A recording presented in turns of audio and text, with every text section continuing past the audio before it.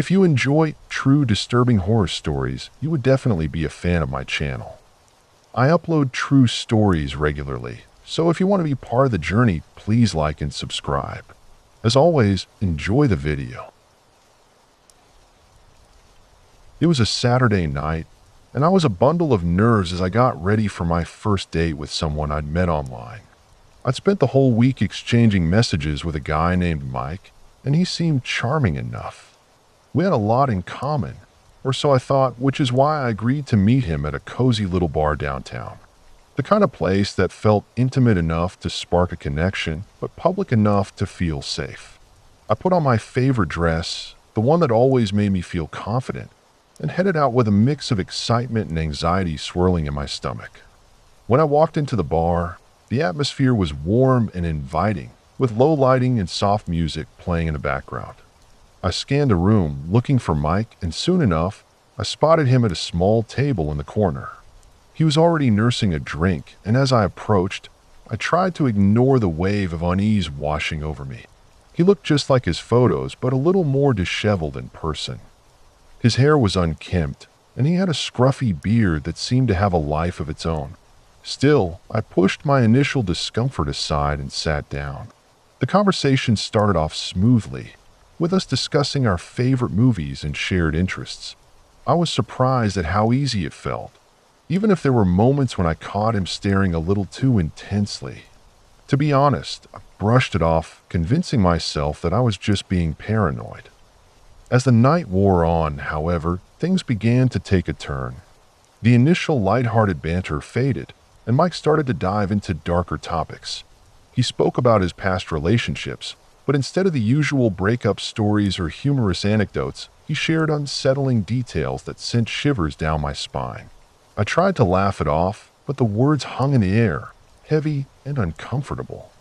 What really threw me off was when he began to talk about his fascination with true crime. I'd heard my share of true crime podcasts, but Mike's enthusiasm for the subject was unnerving. He went into graphic detail about infamous serial killers, recounting their methods and the psychological profiles that went along with them. I was taken aback by how animated he became. It was as if discussing murder was a casual topic over drinks. I could feel my stomach twist as he described the psychological games these criminals played, and how they always get caught in the end. A part of me wanted to stand up and leave, but I felt rooted to my chair, caught in a web of social obligation and sheer disbelief. As the night wore on, I noticed how the bar was becoming less crowded. The lively chatter that had filled the space was replaced with a quieter ambience, making everything feel more intimate, too intimate for my liking. I glanced around, hoping to see familiar faces, but all I found were strangers and shadows. Mike continued to share his theories, and as he spoke, I could feel a chill creeping up my spine. There was something about the intensity in his eyes, a glint that suggested he took more than just a casual interest in these topics. It felt as if he were testing my reactions, gauging how far he could push the conversation before I would recoil in horror. At one point, he leaned back in his chair, a sly grin creeping onto his face as he shared a particularly gruesome story about a notorious killer. His voice dropped to a conspiratorial whisper, and I could almost feel the weight of his words pressing down on me. I remember shifting uncomfortably in my seat, wishing I could find an escape route, but every time I glanced toward the exit, it felt like a mile away. I took a sip of my drink, hoping the alcohol would help ease my tension, but it only heightened my awareness of the situation. As I tried to steer the conversation toward safer waters, Mike's demeanor shifted again. He began to ask more personal questions, things that felt invasive rather than intimate. He wanted to know about my childhood, my family, and my fears. The more I answered, the more I sensed a predatory undertone in his curiosity. I felt like a specimen under a microscope, and the walls seemed to close in around me. It was as if he were cataloging my vulnerabilities, storing them away for some unknown purpose. When he mentioned wanting to go for a walk after the date, my heart raced. The idea of wandering the dimly lit streets with him felt like a bad horror movie plot unfolding in real time. I hesitated, grasping for an excuse to decline, but the thought of it being rude held me back. I convinced myself it would be fine, that I was just being dramatic. Perhaps I was overreacting. After all, he had been charming at the start, right? As we left the bar, the cool night air hit my face, and I felt slightly more alert, but there was a nagging voice in my head warning me to be cautious. We walked slowly, and with every step, my unease grew. I could feel him watching me, studying my reactions. The streets were empty, and the shadows seemed to stretch longer than they should have. I tried to make small talk, but it felt forced, like I was treading on eggshells. Mike, however, had grown quieter, and I could sense the shift in the air. His earlier excitement had dimmed, replaced by an intensity that was almost palpable. I couldn't shake the feeling that I was in way over my head. As we turned down a side street, I spotted a couple walking hand in hand, and relief washed over me. The presence of others made me feel a little safer, but Mike seemed to notice my gaze. He leaned closer, almost as if to block my view of the couple, and I felt a surge of panic. My instincts kicked in, urging me to find an escape. I made a quick excuse about needing to get home early, and to my surprise, he didn't push back. Instead, he nodded, albeit reluctantly, and we turned back toward the main street. The walk back felt like it took forever, and every second dragged on. I could hear my heart pounding in my chest, and I tried to maintain a casual demeanor, hoping to mask my growing anxiety. When we finally reached my car, I felt a rush of relief. I turned to say goodbye, but Mike stepped closer, invading my personal space. That glint in his eye returned, and I couldn't shake the feeling that he was sizing me up for something.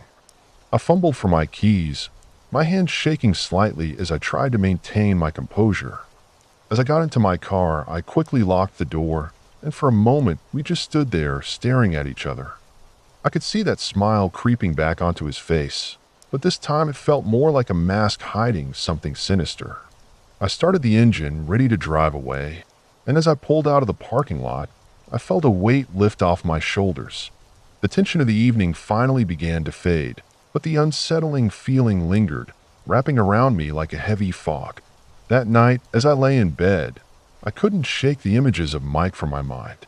The way he spoke, the intensity in his gaze, the way he seemed to revel in darkness.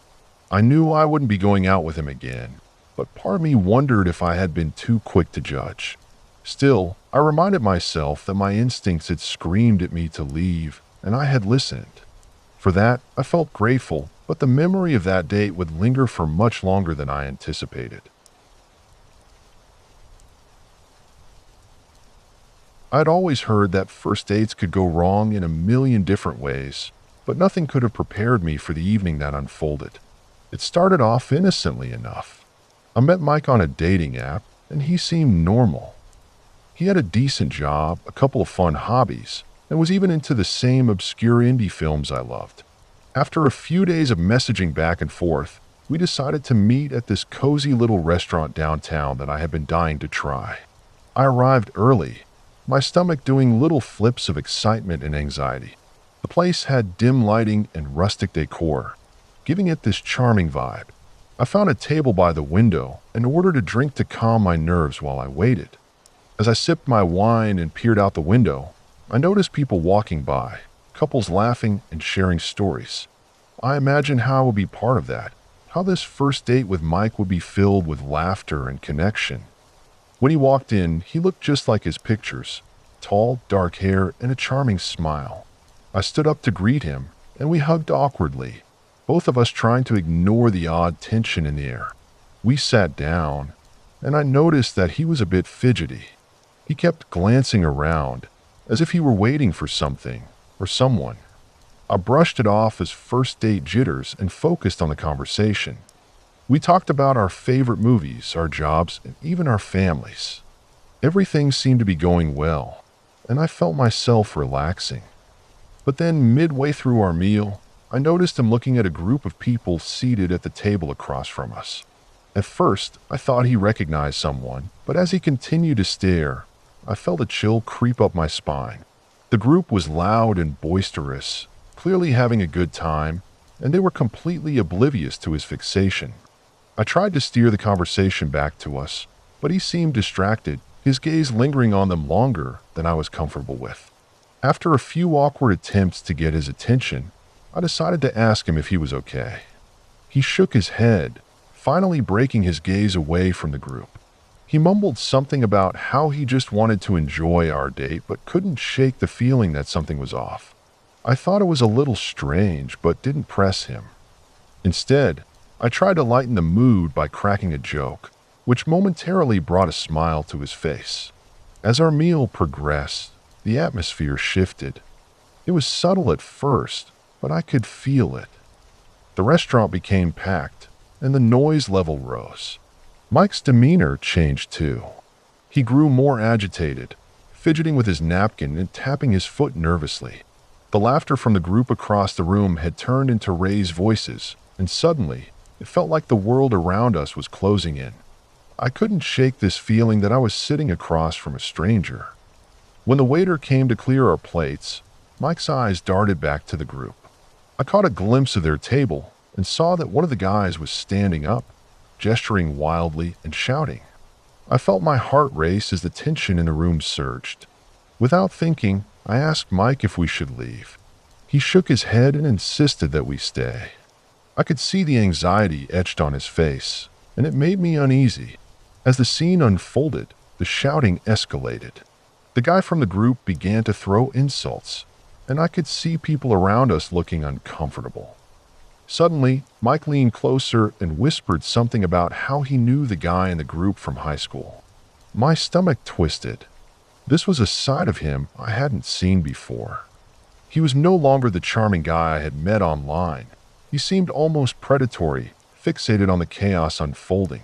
I watched as Mike's expression shifted from concern to something darker, and my heart sank. I wanted to leave, but I also didn't want to make a scene. I tried to keep the conversation going, but he was increasingly distracted, his thoughts clearly elsewhere. Then, without warning, he stood up and walked toward the group. My pulse quickened as I watched him approach the loud table, my instinct screaming at me to follow him. I hesitated for a moment, torn between wanting to stay seated and feeling compelled to see what he was doing. The moment I got up, I felt this wave of dread wash over me. I maneuvered through the crowded restaurant, finally reaching the group just in time to hear Mike confront the guy who had been shouting. I was stunned into silence as I watched them exchange heated words. The guy looked confused at first, then angry, and before I knew it, they were pushing each other. Chaos erupted. Chairs scraped against the floor, and people began to scatter as the tension boiled over.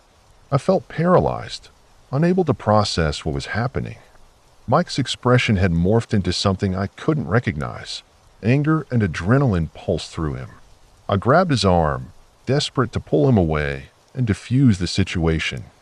He turned to me, his eyes wild, and for a moment I didn't recognize the man I had been talking to just an hour earlier. I managed to drag him back, and we stumbled outside into the cool night air. The moment we were out, I could hear the distant shouts and the scuffle that had broken loose inside. I was shaking, the adrenaline still coursing through my veins. I turned to him, trying to understand what had just happened. He looked exhilarated, almost high in the chaos, and I felt a wave of nausea wash over me. We stood there in silence, the noise from the restaurant fading. I wanted to scream at him, to demand what the hell had just happened. Instead, I felt a chill run down my spine as I realized I was standing next to someone who had just revealed a side of himself that I had never expected.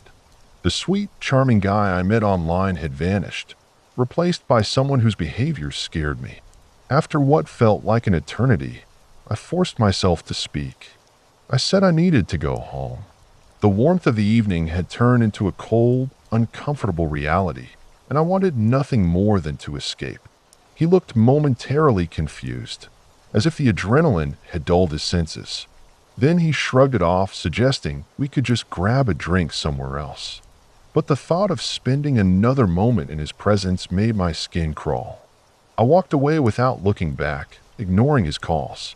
The streets felt surreal, filled with laughter and life, while I was grappling with the unsettling reality of what had just transpired. My first date had turned from a hopeful evening into a nightmare, and I couldn't shake the feeling that I had narrowly escaped something truly disturbing.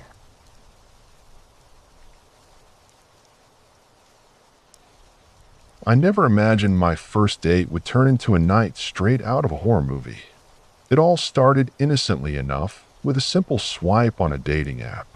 Rachel's profile caught my eye. She had a warm smile, a love for adventure, and she seemed down to earth. We exchanged messages for a few days, and everything felt easy. She suggested a new restaurant downtown, a place known for its quirky decor and fusion cuisine. I was excited. It felt like the beginning of something great. Little did I know, it would spiral into one of the most disturbing nights of my life. The day of the date arrived, and I remember being a mix of excitement and nerves. I picked out a nice shirt, not too dressy, but enough to show that I cared. The restaurant was packed when I arrived, the air buzzing with laughter and clinking glasses. I found our table, and as I sat down, I couldn't help but notice the eclectic art on the walls. It felt like the kind of place where stories were made. When Rachel walked in, my heart skipped a beat.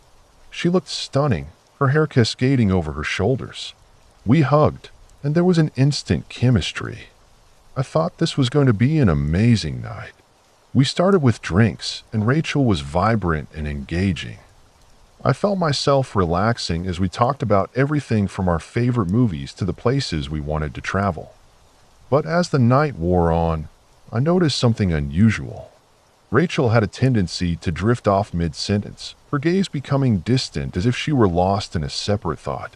She'd snap back into focus, laughing off her momentary lapses, but it left me feeling a bit unsettled. I brushed it off, thinking maybe she was just nervous. After all, first dates can be weird. As we moved on to the food, I began to notice more oddities. Rachel had an intense fascination with the people around us. She'd lean in close, her eyes wide with intrigue as she observed couples at other tables. At one point, she even pointed out a guy who seemed overly affectionate with his date. She whispered about how he was probably hiding something, how people always have secrets. I chuckled, trying to keep the mood light, but her tone was so serious that it sent a shiver down my spine. It felt like we were in a normal restaurant, but she was turning it into some sort of psychological game. After dinner, we decided to take a walk around the nearby park. It was a beautiful evening, the sun setting in a swirl of oranges and pinks. But as we strolled, Rachel's mood shifted. She started to talk about her past relationships, and although I was curious, her stories were dark. She spoke of betrayal and heartbreak, of how she had been wronged, and how she believed people had an inherent darkness in them. I felt a chill in the air that had nothing to do with the temperature. It was like she was revealing her inner demons, and I was the unsuspecting audience. We found a bench and sat down, and that's when things took a bizarre turn. Rachel pulled out her phone and began scrolling through her contacts. I watched, confused, as she seemed to be searching for something. Suddenly, she stopped and looked at me, a strange glint in her eye. She had found it. She called someone, and I could hear the faint voice on the other end, muffled and indistinct. I tried to make sense of what was happening, but I was too stunned to speak. She was talking about me, but not in the way I expected. It sounded like she was narrating our date to someone, reporting back on my reactions, my expressions. When she hung up, I felt a rush of adrenaline. It was like I was trapped in a surreal nightmare. Rachel leaned back, a satisfied smile on her face, as if she had just completed a thrilling task. She explained that she always called her best friend during dates to get a second opinion, to make sure she wasn't imagining things about the person she was with. I was baffled. It felt intrusive, like I was a specimen under a microscope, and the thought made my skin crawl. I tried to laugh it off, but inside, I was screaming to leave. Determined to salvage the night, I suggested we head to a nearby ice cream shop. I thought a sweet treat might lighten the mood, but Rachel seemed disinterested. She suggested we go to her place instead. A part of me hesitated. I didn't know if I wanted to go down that road so soon. But curiosity pushed me forward, and I agreed, hoping maybe we could reset the vibe. Her apartment was just a few blocks away, and as we walked, I noticed the streets were getting quieter. It was late, and the night had taken on an eerie stillness. Once inside her apartment, I was immediately hit by a sense of disarray. The living room was cluttered, and there was an overwhelming smell of incense that almost choked me. She had a collection of odd trinkets scattered around, and the walls were adorned with unsettling art that depicted distorted faces and twisted scenes. It felt like I had walked into an alternate reality. Rachel offered me a drink, and I accepted, hoping it might help ease my nerves. As I sipped the drink she handed me, I felt a wave of dizziness wash over me.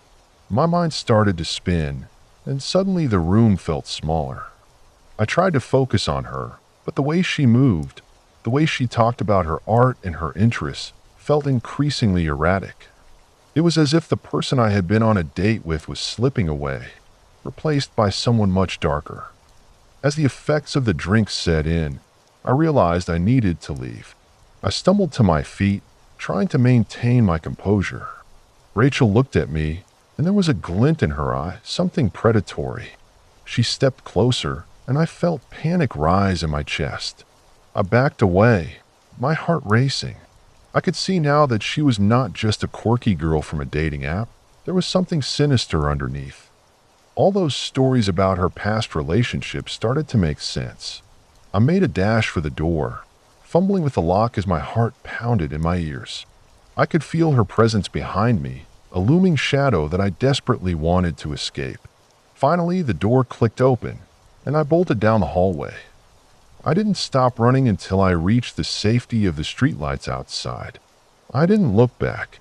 The chill of the night air stung my skin, but it felt like freedom.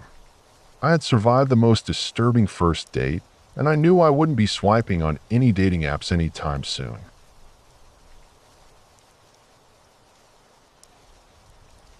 I thought I was being smart. You know, the kind of smart where you're searching for love on one of those dating apps that everyone keeps raving about. I'd heard all the horror stories. The catfishers, the ghosters, the ones who show up looking nothing like their profile pictures. But I was optimistic, thinking I could navigate the minefield of modern romance without too much trouble. I matched with a girl named Sarah. Her profile had just the right blend of humor and intrigue, and her pictures were cute but not overly curated.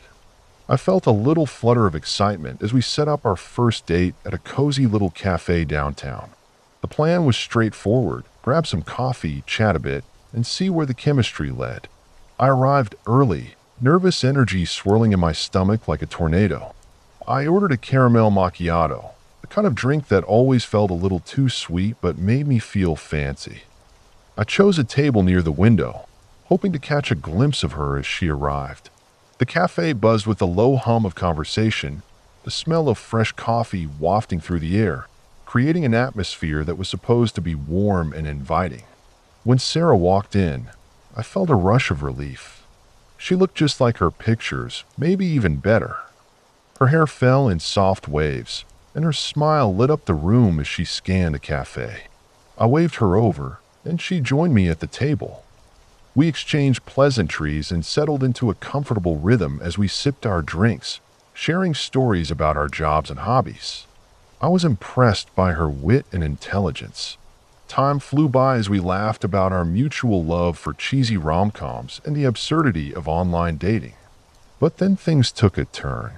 As we moved past the light banter and into more personal territory, Sarah casually mentioned a recent breakup. It wasn't the typical heart-wrenching story you hear on a first date. Instead, there was an intensity in her words that sent a chill down my spine. She spoke about her ex with a peculiar mix of rage and sadness, and I couldn't help but notice the way her eyes flickered with something darker. I tried to navigate the conversation back to lighter topics, but she seemed determined to dive deeper into her emotional turmoil. As she recounted her ex's flaws, I noticed her body language shifting. The way she leaned forward, her fingers tapping nervously on the table, felt off. It was as if she was trying to purge the demons from her past. But with each word, the air grew heavier. The cafe, once a comforting space, began to feel claustrophobic. I found myself glancing at the door, half expecting someone to burst in and rescue me from this increasingly unsettling situation. Then she began to share some of her interests, and that's when I really started to feel uneasy. She mentioned her fascination with true crime podcasts and serial killers. It wasn't just casual interest, it was an obsession. She rattled off names and details with terrifying enthusiasm, her eyes sparkling with excitement that left me feeling cold.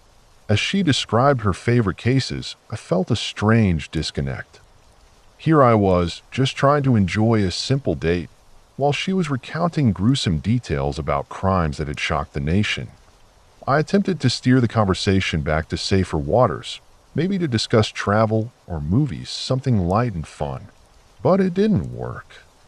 She was like a dog with a bone, and the more I tried to change the subject, the more fervently she clung to her morbid fascinations. At one point, she leaned in so close that I could smell the faint hint of her floral perfume mixed with an unsettling undertone of something I couldn't quite place. I felt a shiver race down my spine, but I told myself I was just being paranoid. Then came the moment that solidified my growing discomfort. She leaned back in her chair, her expression shifting into something almost predatory. She began to discuss how she had always been fascinated by the psychology of killers, how she found it fascinating to understand what made someone snap. I was no longer the charming first date. I was merely an audience member to her dark monologue. As she spoke, her fingers danced across the table in a way that reminded me of a conductor leading an orchestra, except this was a symphony of horror. I could feel my heart racing. This was supposed to be a first date, not an episode of a crime documentary. I tried to keep a neutral expression, but inside I was panicking. The cafe seemed to close in around me, the chatter of other patrons fading into a dull roar. I looked around, searching for some sign of normalcy, some indication that this was just a conversation gone awry, and not a glimpse into something far more disturbing. Just when I thought I might be able to excuse myself under the pretense of needing to use the restroom, Sarah leaned in again, her voice dropping to a conspiratorial whisper. She began to share her theories on what makes a perfect crime, how certain people could just vanish without a trace. I felt a lump in my throat as I realized she was dead serious. This wasn't just casual conversation. She was enthralled by the idea of disappearing people, as if it were a hobby rather than a horrifying reality. I couldn't take it anymore. I mustered what little courage I had and told her I needed to step outside for some air. The moment I stood up, she watched me with an intensity that made my skin crawl. I walked away from the table, trying to keep my composure, but inside I was screaming. I stepped out into the fresh air, taking deep breaths as I tried to recalibrate my racing thoughts. I glanced back through the window, half hoping she wouldn't follow me, half expecting her to come barreling out with some more of her chilling tales. As I stood there, I couldn't shake the feeling that I had stumbled into a nightmare I couldn't wake up from. I thought about all the horror stories I had heard about dating. How had I let myself ignore the red flags? Maybe it was the charming smile or the witty banter that had clouded my judgment. I took one last look at Sarah inside the cafe, her eyes scanning the room. I didn't wait for her to come after me. I turned and walked away, the bustling city streets feeling like a refuge compared to the chaos of our date. I didn't look back.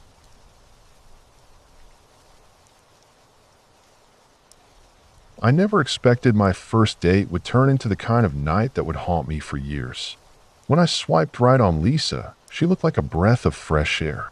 Her profile was fun and quirky, filled with pictures of her hiking, hanging out with friends, and even one of her holding a giant slice of pizza. I was sold.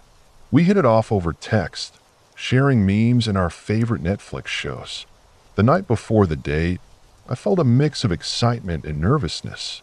I thought about how nice it would be to have someone special in my life. We decided to meet at a popular cafe downtown. The kind of place that was always buzzing with energy, with a cozy atmosphere that made it easy to talk. I arrived a little early, partly to scope the place out and partly to calm my nerves. I can still remember the way the sun was setting, casting a warm glow over the streets as people hurried by, lost in their own worlds. I took a seat outside, ordered a coffee, and tried to focus on my phone, but my mind kept wandering. What if we had nothing to talk about? What if she didn't like me? When Lisa walked in, I felt a rush of relief. She was even more beautiful in person, her smile lighting up the room. We exchanged pleasantries, and I was pleasantly surprised by her charming personality. We talked easily, our conversation flowing naturally as we joked about our mutual love for bad horror movies and how we both could probably survive a zombie apocalypse. It felt like I had known her for ages. After a couple of hours, we decided to take a walk. The cafe was near a park, and the sunset painted the sky in oranges and purples, creating the perfect backdrop for our budding connection. As we strolled through the park, I felt a sense of comfort I hadn't anticipated. But then things took a turn. Just as we were passing a quieter section of the park, Lisa's demeanor shifted. She became more serious and seemed lost in thought. I tried to keep the conversation light, but she suddenly stopped and looked directly at me. She mentioned something about a dark side to her life, but I brushed it off, thinking it was just a quirky way to keep the conversation interesting. We continued walking, and that's when I noticed a man sitting on a bench a few feet away. He was older, disheveled, and clearly out of place. I felt a strange chill run down my spine as I caught him staring intently at us. Lisa didn't seem to notice, but I couldn't shake the feeling of being watched. I tried to distract myself by focusing on Lisa, who was now animatedly recounting a childhood story about a school play gone wrong. Then, out of nowhere, Lisa stopped again, this time with a look of concern etched on her face. She pointed towards the man on the bench, claiming she recognized him from somewhere. I felt my heart race as she described a story about a local news report on a man who had been arrested for something truly unsettling. I could see the fear creeping into her eyes as she continued. The atmosphere shifted, and I could feel the tension in the air. It was at that moment I started to feel uneasy. The man was still staring at us, and I could see him getting up from the bench slowly, deliberately. Lisa noticed too, and I could see she was trying to play it cool, but her body language told a different story.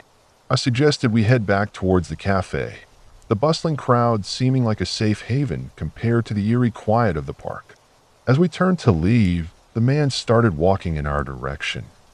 My instincts kicked in, and I quickened my pace. Lisa matched my speed, and I could sense her anxiety. We were almost at the edge of the park when I heard footsteps behind us, the sound growing louder and more pronounced. I glanced back and saw the man was now following us, his expression unreadable. At this point, I felt a rush of adrenaline. I didn't want to alarm Lisa, but I also couldn't ignore the situation. We reached the sidewalk, and I spotted a group of people ahead, laughing and chatting as they walked. I urged Lisa to keep moving, and as we got closer to the group, the man suddenly stopped, standing at the edge of the park as if debating whether to follow us further. We finally made it to the cafe, and I pushed the door open, relief flooding over me as I stepped inside. Lisa followed closely, and we found ourselves in a crowded corner of the cafe. I tried to shake off the tension, laughing nervously about how intense that had been. But Lisa didn't respond with laughter. Instead, she looked shaken. We sat down, and I could see her mind racing. I wanted to reassure her, to tell her it was over, that we were safe now. But the unease lingered. Lisa kept glancing out the window, her expression unreadable. I tried to change the subject, focusing on lighter topics, but it felt forced. Eventually, the vibe shifted yet again. Lisa leaned in closer, her voice barely above a whisper. She shared a personal story about how she had been in a similar situation before, and it didn't end well. I could tell this wasn't just a casual anecdote. It was something that had clearly impacted her deeply. The mood took a dark turn, and I found myself wishing I had never suggested the walk in the first place. After what felt like an eternity, we decided to call it a night. I offered to walk her to her car, wanting to ensure she was safe. The drive home was a blur, my mind racing over everything that had happened. I couldn't shake off the feeling that the date, which had started off so promising, had turned into a nightmare. The next day, I received a text from Lisa. She thanked me for the date but mentioned that she needed some space. It stung, but I understood. I couldn't help but wonder what might have been if that man hadn't crossed our path. Instead of a blossoming connection, it had turned into an eerie encounter that left us both shaken. I found myself reflecting on that night often, the way it shifted from laughter to fear in the blink of an eye. It's funny how quickly things can change, how a perfect first date can shift into a disturbing memory that lingers long after the sun has set. I was definitely excited about my first date with Jenna. We had met through a mutual friend at a small gathering a few weeks back. She had this magnetic energy, a vibrant personality that drew everyone in, and I found myself thinking about her more than I probably should have. I'd spent a solid amount of time crafting the perfect text to ask her out, making sure it sounded relaxed yet confident. When she said yes, I was over the moon. We settled on a cozy little restaurant downtown, a place known for its ambience and great food. The day of the date arrived, and I remember feeling a mix of excitement and nerves. I dressed carefully, opting for a casual yet polished look. After all, first impressions matter. I arrived at the restaurant a bit early, giving myself time to settle in. As I waited, I took in the surroundings, the flickering candlelight, the hum of chatter, the clinking of glasses. It felt like the perfect setting for what I hoped would be a memorable evening. When Jenna walked in, my heart skipped a beat. She looked effortlessly beautiful, her hair cascading over her shoulders, her smile lighting up the room. We exchanged pleasantries and settled into our seats. I was keen to make her laugh, to show her the fun side of me. We started talking about our favorite movies, hobbies, and the usual first date questions. Everything was going smoothly, but there was something about her that I couldn't quite put my finger on. It was like there was an undercurrent of intensity, heaviness that lingered beneath her cheerful demeanor. As the night progressed, I noticed the restaurant getting busier, the noise level rising. Jenna seemed unfazed, her enthusiasm almost bubbling over as she recounted stories from her life. The way she spoke was captivating, her laughter infectious. I found myself leaning in, hanging on to her every word. But then, out of nowhere, she shifted the conversation to her family. It was a subtle pivot, but it felt like a heavy door swinging open. Suddenly, I was hearing about her turbulent childhood, the chaotic household she grew up in, her struggles with her parents. I listened, but something in her tone felt off. It was almost as if she was sharing too much too soon, as if she needed to unburden herself. At first, I sympathized. Who doesn't have a complicated family dynamic? But as she continued, the stories became darker. There were tales of fights, substance abuse, and neglect. I found myself awkwardly shifting in my seat, unsure of how to respond. I had expected lighthearted banter, maybe some flirty exchanges, but this was an emotional roller coaster I hadn't signed up for. Yet, there was something compelling about her vulnerability. I wanted to be supportive, to be the kind of guy who could listen. As we finished our meals, Jenna's mood took a sharp turn. She suddenly became quiet, her gaze drifting to the floor. I could sense a storm brewing beneath her calm surface. It was like a switch flipped, and the vibrant woman I had been speaking to moments before faded into someone else entirely. I tried to engage her, but she seemed lost in thought, her hands fidgeting with the edge of the tablecloth. I felt a knot in my stomach, unsure of what to do. When the waitress brought the check, I thought maybe a change of scenery would help. I suggested we take a walk along the river, hoping the fresh air would lift her spirits. She agreed, but her smile felt forced, almost like she was putting on a mask. As we stepped outside, the cool night air hit me, and for a moment I felt hopeful. The twinkling lights reflecting off the water were enchanting, but Jenna seemed distant, her eyes fixed on the ground. As we walked, I tried to steer the conversation back to lighter topics, but every attempt felt like I was pushing against a wall. It was as if she was trapped in her own thoughts, and I was just an outsider trying to reach her. I glanced over at her, and for the first time, I noticed the shadows under her eyes, the way her shoulders hunched slightly. It struck me that this wasn't just a simple case of nerves.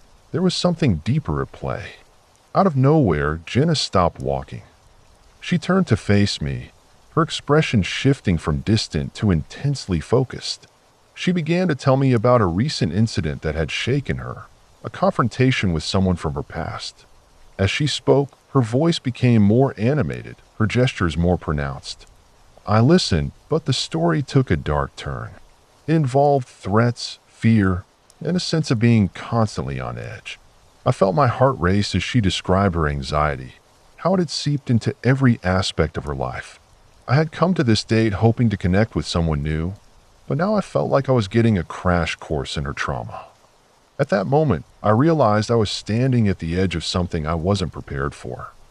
I had wanted to know her, but this was more than I had bargained for. I wondered if my initial attraction had blinded me to the complexities that lay beneath the surface. It felt like I was standing on shaky ground, unsure of how to navigate this emotional landscape. As we continued walking, Jenna's mood shifted again. She seemed to bounce back, laughing at something I said, but the laughter felt hollow. The contrast was jarring. I could feel the tension in the air, the unresolved issues swirling around us. I tried to shake off the discomfort, but it lingered, settling in my gut. The date ended with an awkward goodbye. Jenna seemed eager to leave, and I felt a mixture of relief and confusion wash over me. I wanted to reach out to tell her I was there for her, but I didn't know how. As I walked away, I replayed the night in my head, the laughter, the deep conversations, the weight of her stories. It was a first date I would never forget, but not for the reasons I had hoped. I had stepped into a whirlwind of emotions, and as I got into my car and drove home, I couldn't shake the feeling that I had just scratched the surface of something deeply complicated. The excitement of the evening had morphed into a sense of foreboding, and I wondered if I would ever hear from Jenna again, or if this would be just another chapter in a story that was far from over. I had always thought first dates were supposed to be exciting, maybe a little nerve-wracking, but nothing too extreme. You know, the usual, a nice dinner, maybe some awkward small talk, and then the promise of a second date if all goes well. But my first date with Sarah was anything but typical. It started out like any other, but somewhere between the appetizers and the dessert, it morphed into something straight out of a horror movie. I met Sarah on a dating app. Her profile was intriguing. She had this adventurous spirit, a love for horror movies, and a penchant for trying out the weirdest food combinations. We hit it off over a few messages, and soon enough, we decided to meet at this quaint little Italian restaurant downtown. From the moment I arrived, I was struck by her energy. She brightened up the dimly lit space, and I found myself more at ease than I had anticipated. The restaurant had a cozy atmosphere, with rustic decor and the tantalizing smell of garlic bread wafting through the air. We shared a bottle of wine and laughed over our shared love for obscure movies. Everything was going swimmingly until I noticed something strange about her. It was subtle at first, a twitch of her left eye, but it quickly escalated into full-blown facial contortions. I tried to brush it off, thinking she must have been reacting to the wine or perhaps a lingering headache, but as the night wore on, it became harder to ignore. As we moved on to the main course, Sarah's demeanor shifted. She became fidgety, her fingers tapping nervously on the table. I asked if she was all right, but she just waved it off, claiming she was just excited about the food. I watched her closely, trying to decipher what was happening beneath the surface. There was a flicker of something in her eyes, a wildness that was both captivating and disconcerting. Maybe it was the wine, I thought. Maybe it was just nerves. Then, out of nowhere, she suddenly leaned in closer, her voice low and conspiratorial. She started talking about her childhood, sharing tales of growing up in a small town where strange things happened. I found it odd but interesting. She spoke of ghost stories, urban legends, and the eerie experiences she and her friend had while exploring the woods behind her house. The way she described it sent shivers down my spine, and I couldn't help but feel a mix of fascination and unease. Things took a turn when she mentioned a local legend about a missing girl. The story was well known in her town, and Sarah recounted it with a fervor that was almost unsettling. The girl had vanished without a trace, and there were whispers of something sinister lurking in the woods. I didn't know whether to be intrigued or terrified. It felt like she was trying to draw me into her world, a world filled with dark tales and twisted realities. I couldn't shake the feeling that there was more to her story than she was letting on. As we finished our meals, Sarah's gestures became increasingly animated. She was talking faster now, her words tumbling over one another, and I could feel the atmosphere thickening. It was as if the restaurant had grown quieter, the other patrons fading into the background. I suddenly realized that we were the only ones left at our table, and the waitstaff had begun to give us curious glances, perhaps wondering why we hadn't finished our desserts yet. I suggested we move to a nearby cafe for coffee, thinking it would lighten the mood. But Sarah's face twisted into a strange expression, a mix of disappointment and something darker. She shook her head, and I felt a cold sweat forming at the back of my neck. It was a small gesture, but it felt like a warning. Her eyes darkened, and I suddenly grasped that I had stepped into a territory I didn't understand. We left the restaurant, and as we walked through the dimly lit streets, the air seemed to grow heavier. I noticed her glancing over her shoulder, and a wave of paranoia washed over me. I began to feel like I was being pulled into a web of her making, each story she told weaving a thread that wrapped tighter around me. My heart raced as I tried to steer the conversation away from her unsettling tales, but she kept circling back to them, her enthusiasm bordering on obsession. Just as I began to panic, she stopped abruptly, looking straight ahead, her expression frozen. I followed her gaze to see a group of people gathered around a flickering streetlight. They were laughing and chatting, but something about them felt off.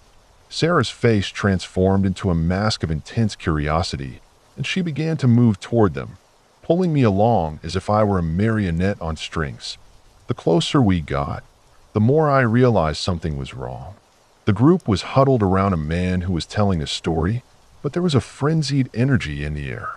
As we approached, I could hear snippets of their conversation, and it felt like they were recounting incidents of violence and danger. I tried to pull back, but Sarah's grip tightened on my arm, her eyes gleaming with excitement. It was as if she was feeding off their energy, and I felt like an outsider intruding on a gathering of the damned. Finally, the man noticed us and gestured for us to join. I could see the wildness in his eyes match Sarah's, and I felt sick to my stomach. I was caught in the crossfire of a scene that was spiraling out of control. I looked at Sarah, hoping for a sign that we could leave, but she seemed entranced, captivated by the chaos unfolding around us. My instinct screamed at me to run, but I was rooted in place, paralyzed by the escalating madness. In a moment of clarity, I pulled away from her and started to backtrack, my heart pounding in my chest. I could see the confusion on her face, but I didn't care. I turned and fled, the sounds of their laughter and stories fading behind me. I didn't look back until I reached my car, and even then, I felt a weight pressing down on me, a sense of dread that wouldn't let go. That date had gone from mildly awkward to utterly terrifying, and as I drove away, I couldn't shake the feeling that I had narrowly escaped something truly sinister.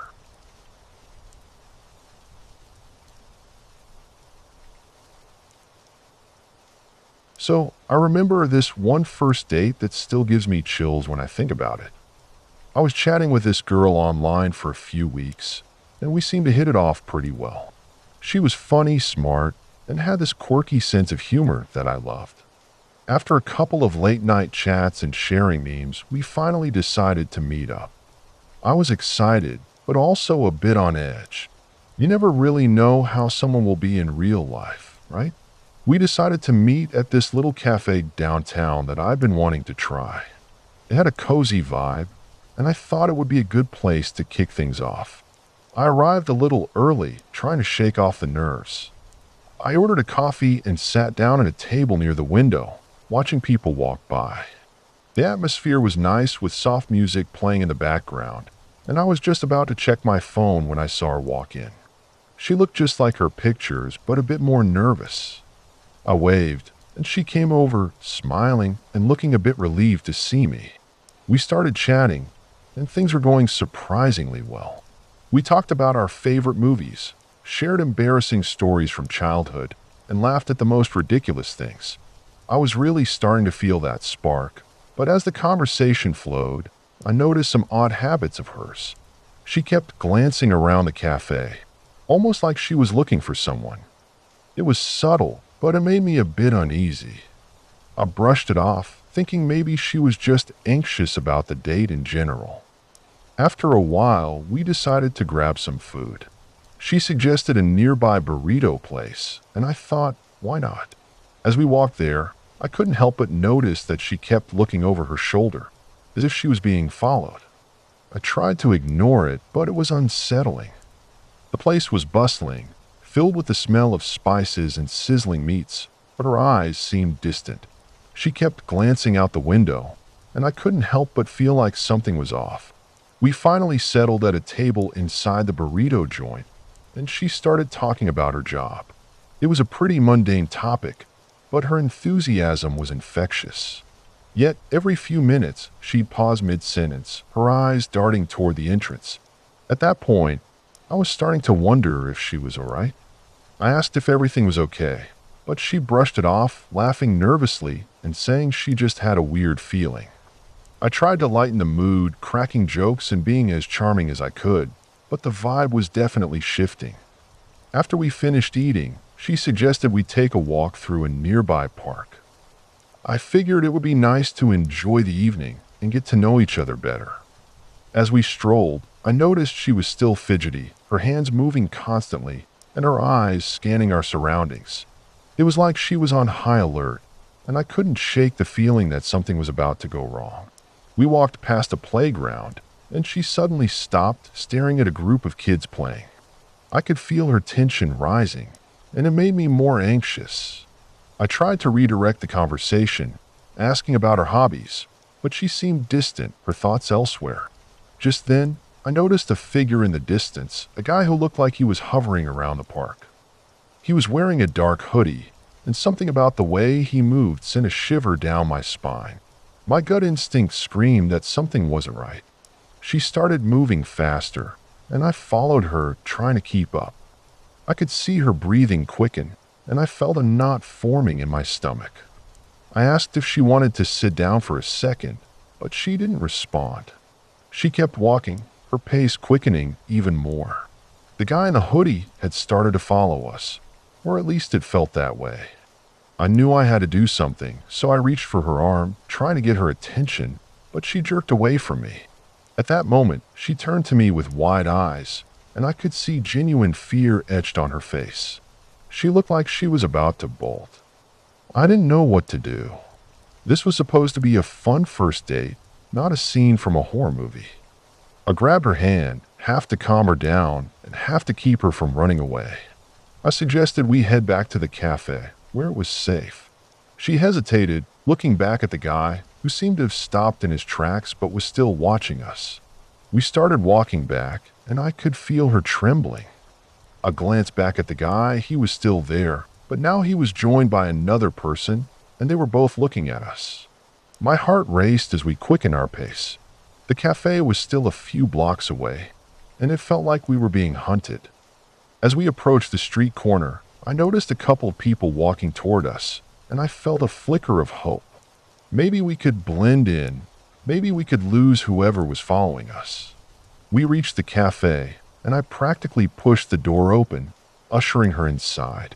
As we sat down, panting and trying to catch our breath, I glanced out the window. The two figures were now standing outside, talking to each other, but they weren't looking at us anymore. I felt a mix of relief and confusion wash over me. What had just happened? We sat there for a while, the tension slowly dissipating, but I could see that she was still visibly shaken. I tried to bring the conversation back to a lighter note, but it was hard. The mood had shifted, and it felt like we were both processing what had just occurred. I could see the wheels turning in her mind, and I was still trying to wrap my head around it all. After a little while, she suggested that maybe we should call it a night. I agreed, though I wished we could have had a normal ending. As we walked back to her car, I couldn't shake the feeling that something was very wrong with that date. It ended with us both feeling uneasy, a shared experience that neither of us would ever forget. I remember watching her drive away, my heart still racing, wondering if I'd ever see her again. And to be honest, I didn't know if I wanted to. That was one first date that I'd never want to repeat.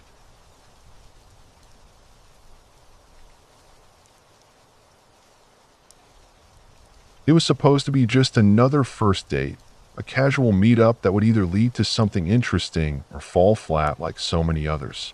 I had met Jenna through a dating app, and she seemed fun and adventurous in her profile.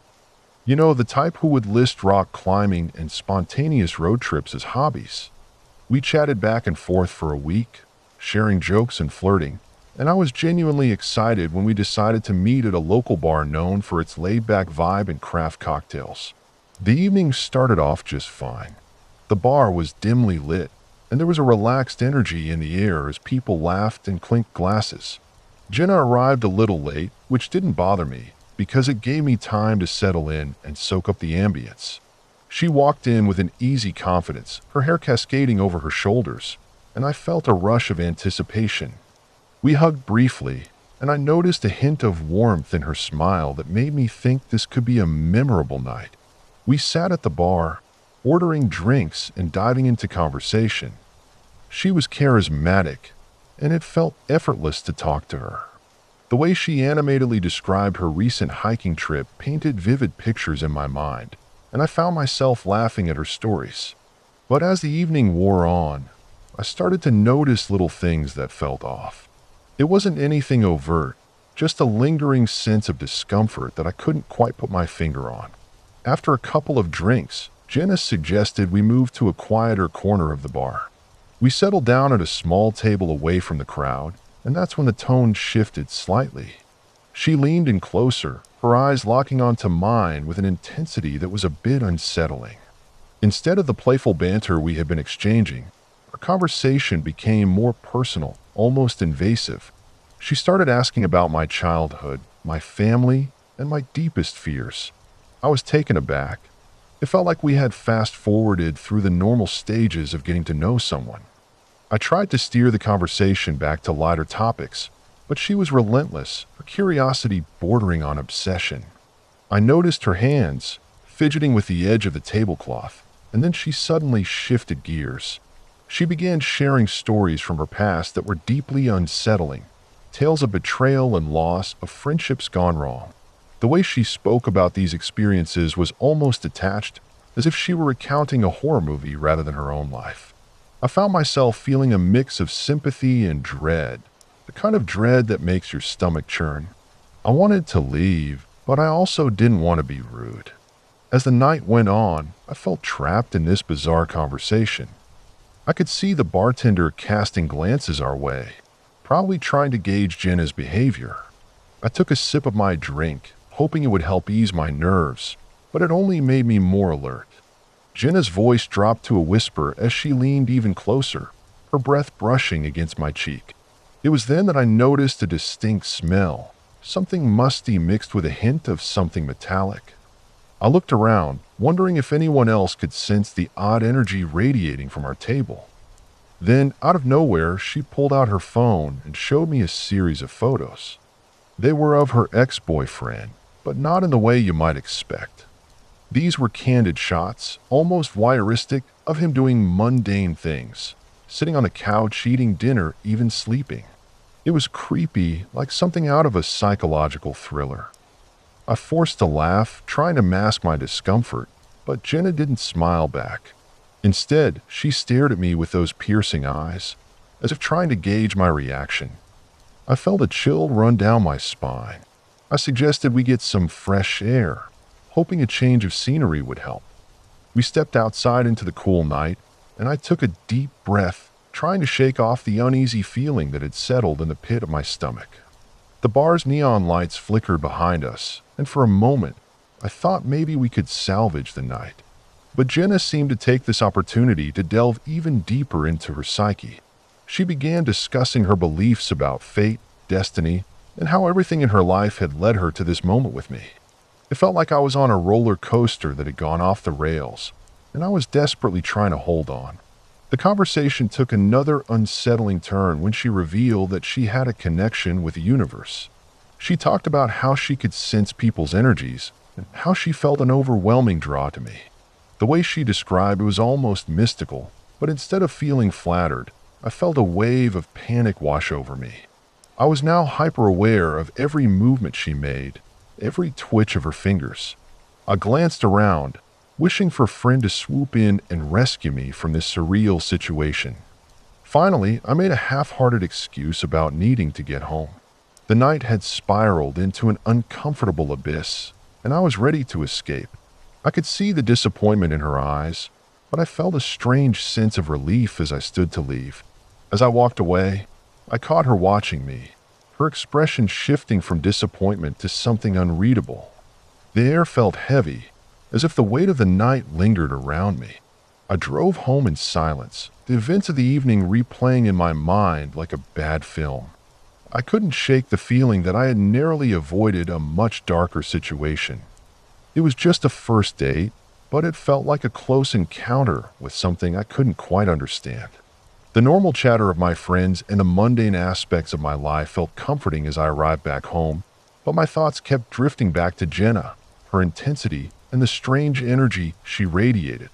It was a night I would never forget, and as I lay in bed, staring at the ceiling, I realized that sometimes first dates can reveal far more than you ever expect.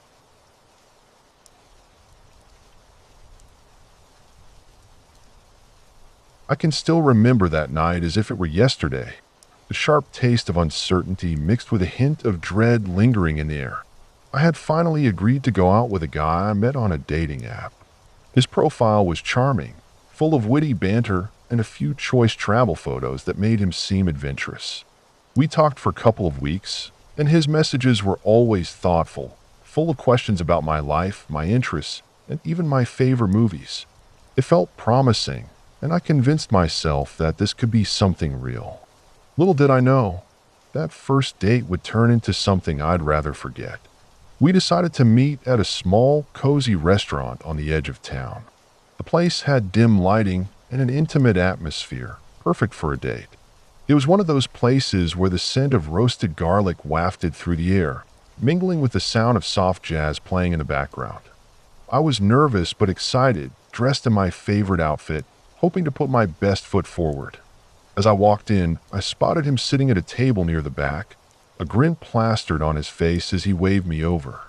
At first glance, he looked as good as his photos, maybe even better. He had this effortless charm that made me feel at ease. We talked about everything from our favorite foods to our most embarrassing moments. The conversation flowed smoothly, and I found myself laughing more than I had in a while. But as the night wore on, I couldn't shake this strange feeling in the pit of my stomach. There was something off about him, something lurking beneath his friendly demeanor that I couldn't quite put my finger on. After dinner, he suggested we take a walk.